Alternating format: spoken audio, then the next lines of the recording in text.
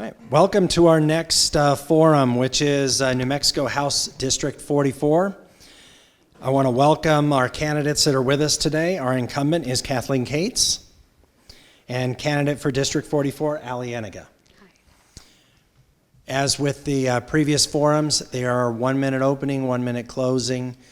Questions vary between 1 minute to 2 minutes, and we will go back and forth on these. On each one. I want to go ahead and once again thank Rio Rancho Public Schools for allowing us to use the facility today. Tracy with the Rio Rancho Observer will be asking the questions. I want to thank the staff of Rio Rancho Regional Chamber of Commerce and to Greencastle Media for all the audio and video today. So with that, we're going to go ahead and get started. Kathleen Cates, you are the incumbent. You will start with the opening. Thank you. Thank you, Jerry. Thank you. I am Representative Kathleen Cates, and I've been proud to serve the District 44 for the last session and the last two sessions in 23 and 24. I too would like to thank the Chamber staff, who are probably the hardest working staff around, and the community of Rio Rancho. This really shows the reason why I live here and love this place so much, because it is community.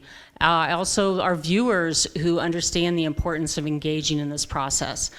I have been serving as your legislator and have been able to pass over 7 bills into law that reduce your taxes and provide transparency, invest in labor. I have been a small business owner. My children are graduates from the Rio Rancho Public School System. I flip burgers at the Booster at the Friday night football games, and so I am invested here. Thank you, Kathleen. Ali, your opening. Hi, my name is Ali Ennenga. I am running for House District 44. I am really thankful to be here tonight, and thank you to the Chamber, thank you to Rio Rancho Public Schools, and thank you to the Observer and Tracy for doing this evening. It's been a long evening already. I am roundhouse ready. I have a criminal justice background. I also have, so I was a paralegal for 18 years. I have a master's in education. I was a teacher for 7 years, and 6 of those years was with special education, science, middle school. I have a hard shell. I also have been a small business owner for the last 8 years, and I absolutely know the challenges that business owners face. I know how to read legalese. I know how to put that to interpret it and to put it into terms that people can understand, which I want to do for you. And I also was a teacher, so I know firsthand the needs of teachers and students. Thank you. Thank you, Ali. You received the first question. Tracy, please. Okay. This is a 2-minute question on crime. As a legislature, what legislative priorities would you focus on to reduce crime rates in our communities, and how can the state better support law enforcement agencies while addressing the root causes of crime? So I've actually had the opportunity to talk with a lot of people by walking and knocking on doors, and what I have found is that crime is very important to the people in Rio Rancho, to the people in Corrales, and also to the people in the North Valley. That is what our district covers. And what they have told me is that they are afraid of the crime that is creeping from Albuquerque into our safe city. And so in order to find out what we really need to do, I've actually talked with police officers. I have talked with the chief of police for the 3 cities that I deal with, and that is Rio Rancho, the village of Corrales, and I've talked with police officers in Albuquerque. The things that need to be done, there was a special session just recently for crime, and I went to view what was going on in there, and I have to tell you, there were some very good bills that could have been passed, but the legislature, the dominant party in the legislature, did not pass those. And I really feel like even our governor was seeing, as she has been doing town halls, she is seeing the problems with the crime, and she felt that those bills were actually important. And so I think we need to look at a lot of different things. The bail reform, we also need to look at funding our police officers. In our sheriff's department here in Sandoval County is understaffed, I believe. There is only 26 officers. We need to have like an open memorandum of understanding with them that as as everything grows, as businesses grow, as the population grows in Sandoval County, we absolutely need to staff those. And so that is something that we need to start with. There's a lot more that needs to be done. Thank you. Thank you, Ali. Kathleen, same question. Tracy will restate. As a legislator, what legislative priorities would you focus on to reduce crime rates in our communities, and how can the state better support law enforcement agencies while addressing the root causes of crime? Well, thank you. You know, since 2021, the legislature, just in special assessment, has funded over $48.6 million just to law enforcement. This does not account the reoccurring funds as well as the capital outlay that myself and my colleagues fund, like for the K-9 unit or sheriff cars and things like that. 48 million. 8.6 million of it has not been spent yet. So we need to invest more into our law enforcement, and I think that we need to support our law enforcement on being able to recruit and retain those officers. Understand that's how all business is right now, is that recruitment and retainment. What do we need to do to make sure that that's happening?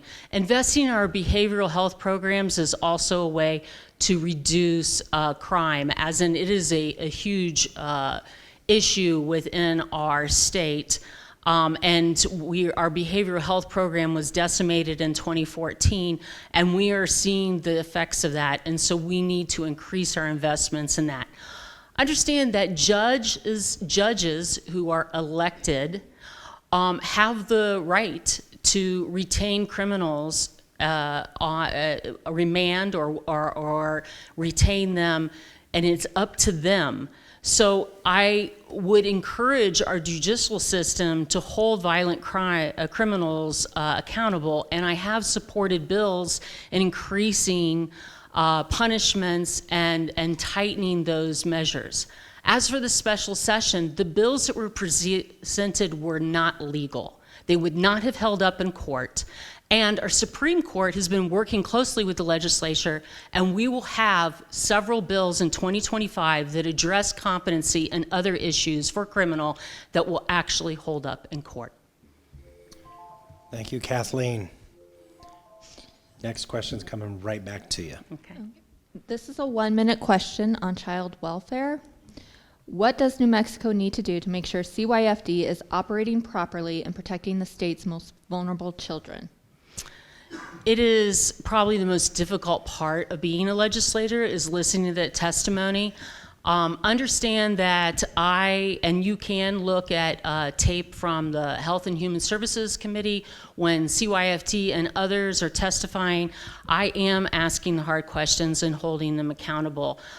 Several things have happened in the last decade or so, and one was the reduction of social workers, professional, educated social workers that were advocating for our children. We have replaced them with individuals who just check boxes, and they are not trained at that professional level. So our investment in social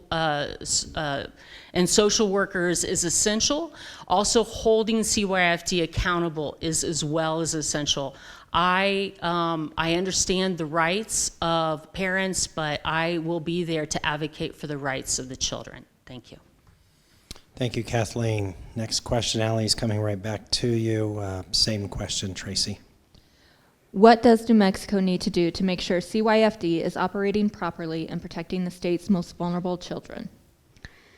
So that's a really good question, because CYFD, as we know, is a mess, and our governor is in charge of it right now. I think we need to take that away. We need to find a soluble and a better solution for our kids. We do need to have more social workers, but we also need to have people that are trained to do what they need to do. I have a friend who, her very first day dealing with CYFD, received a child, and they said, we just want to place this child with you for a few minutes, a few hours, and we will come and pick it up. We'll call you.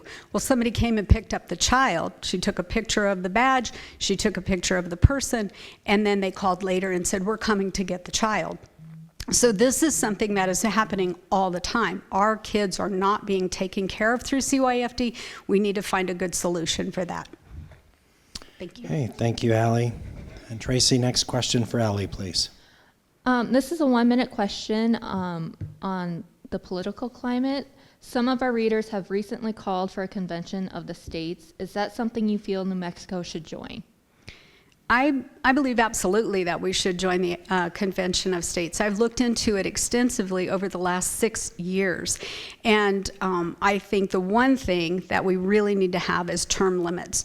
I'm not a politician, I don't want to be one, but I want to get into Santa Fe to help our district have a voice.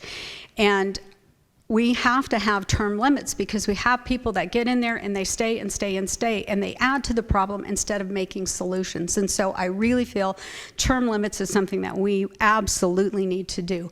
And that's all I have to say on that. Thank you. Thank you, Ali. Kathleen, same question. Tracy will restate. Some of our readers have recently called for a convention of the states. Is that something you feel New Mexico should join? Thank you, Tracy. I will hesitate and say my first answer would be no, not at this time period. Although I'm always open for further discussion, and as the legislature evolves, I'm willing to always sit down and consider such a thing. I think that the strongest term limits out there, and I really am reaching out to today's voters and saying, that's your term limit.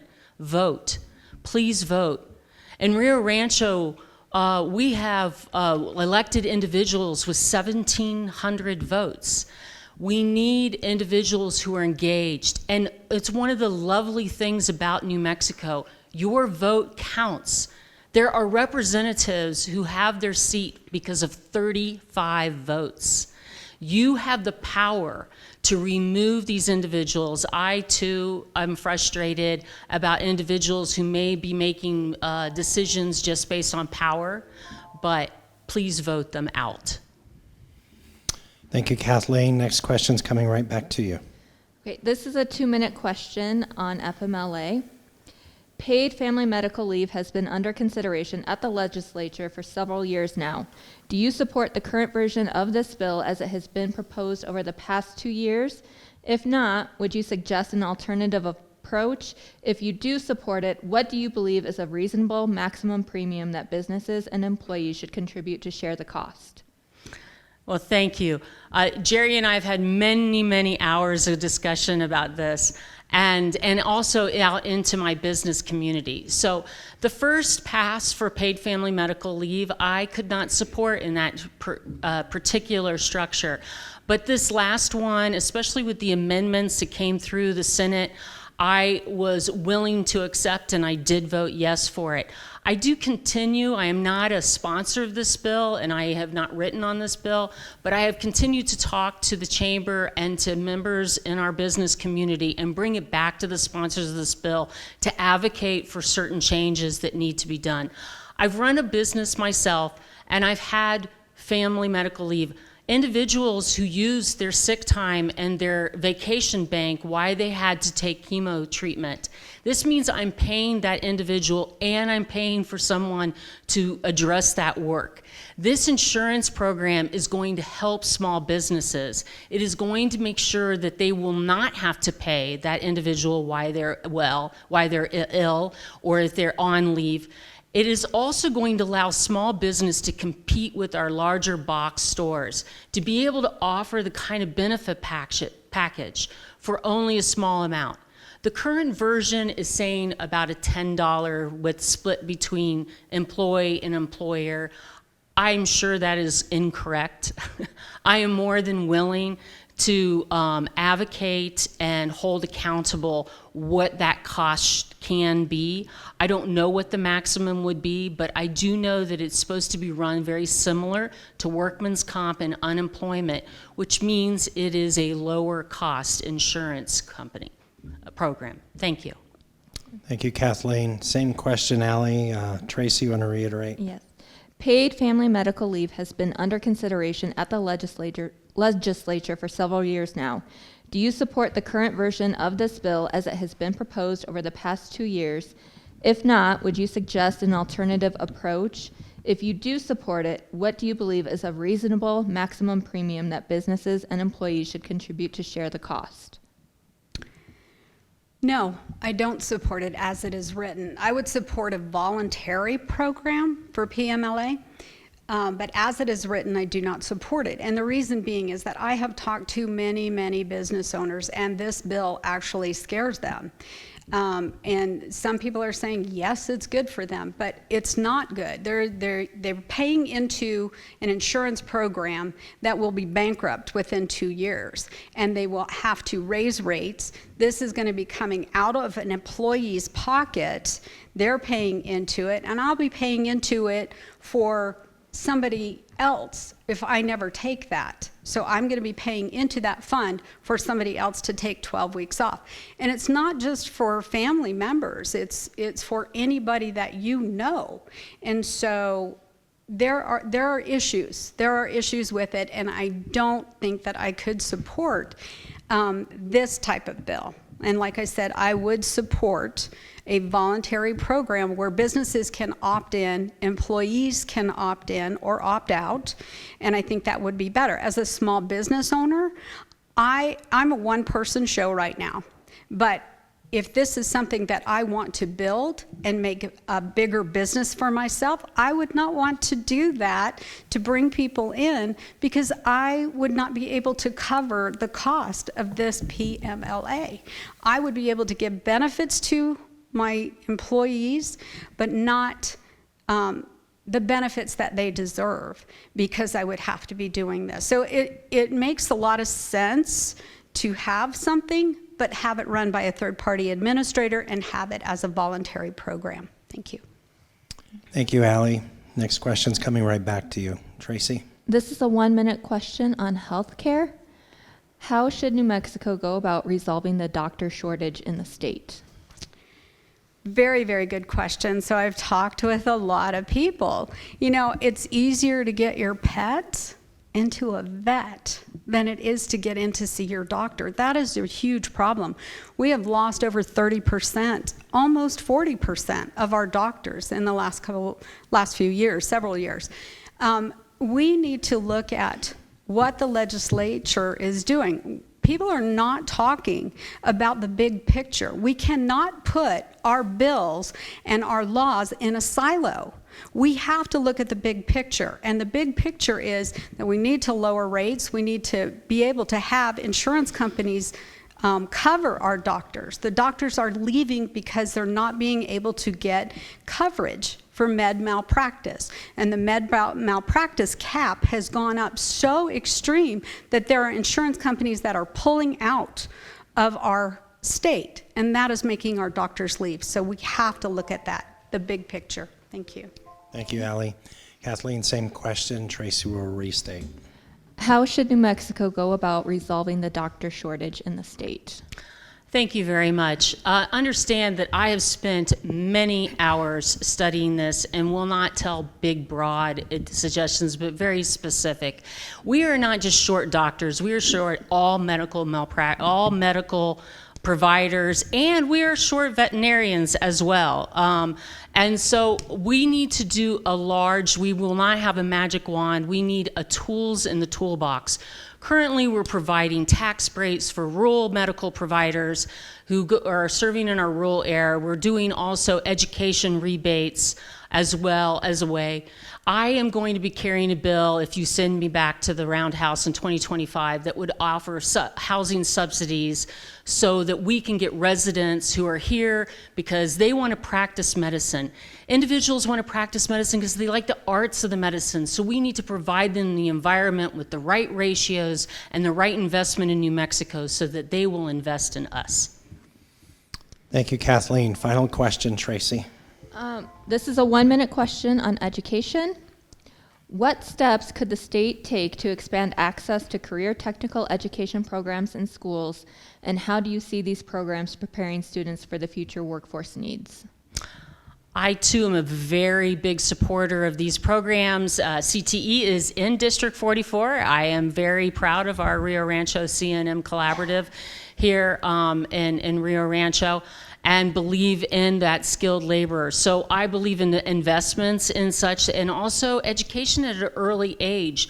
I want those second graders to understand that bringing water to their community is a place of honor and it's a place of integrity, and that is a great job to have. Having those skills, we need to change it from an early education point. We need dollars into our education. I really appreciate Dr. Cleveland's effort in bringing the high school curriculum into the CTE school so that you can achieve the same competitive high school degree while you're working in a skilled labor job. This is a way for you to continue your education in the labor, but not go into debt. Thank you, Kathleen. Ali, same question. Tracy will restate. What steps could the state take to expand access to career technical education programs in schools, and how do you see these programs preparing students for the future workforce needs? So my question is, why did we take it out in the first place? We've had them in the past, and now we're going back to them, which I am very, very much in favor of. I had an 8th grade student come to me and say, Miss, why do I have to go to college? I don't want to go to college. I want to turn a wrench. I'm good at it. And that is the problem that we have, is our students are not being taught basics. They're not being taught how to have a career. They're not being taught the financial issues that they need to. They need to know how to balance a checkbook. They need to know how to have a career, and they need to have the choice whether they want to go to college or not. Our curriculum has been geared toward sending kids to college instead of helping them get a job and be a viable person in our workforce. We don't have that. And when kids graduate from high school and they do have the ability, they are leaving our state, and we want to keep our kids here. So we need the CTE. Thank you, Ali. That concludes our questions. Ali, you are up for the closing first. Thank you. Thank you. So I am really grateful that I had the opportunity to do this and to meet Kathleen, Ms. Cates. I am so ready to go to the Roundhouse and take the voice of District 44 to the Roundhouse. As I'm knocking doors and listening to people, I think that we need to listen as legislators and learn and then lead. Once we listen to them, we can learn what they need, and then we can lead in the legislature. I am so thankful for the opportunity to run and to talk to my constituents, those people, the citizens, the people who are the backbone of this district. And they are telling me, hey, education, hey, crime, our healthcare system stinks.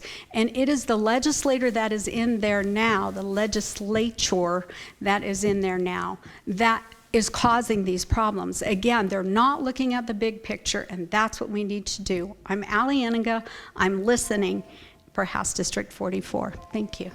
Thank you, Ali. Kathleen, closing. Thank you. I am your representative, Kathleen Cates, for District 44. Understand, I have already got into law funding for apprenticeship programs. As we invest in infrastructure, I require that we invest in the labor that builds it. I have already helped support, pass bills to protect our water and to give access to our farmers in our area. We need to hit the ground running. There is so much work to do. I am currently working on 30 different bills that I have been working on since March, having them vetted by different groups, working with them to make sure, because we do not need time to be divisive and to point fingers. We have work to do, and there is a lot of work to do. And so know that I am capable of doing that. I've shown you for the last 2 sessions I can get things done. Please send me back. I have more to do. Thank you, Kathleen. And that concludes the forum from New Mexico Representative District 44. Kathleen Cates, thank you so much for being here. And Ali Ennenga, thank you so much for being here as well. Let's give them a round of applause. Thank you. We'll restart here in the next few minutes. Thank you.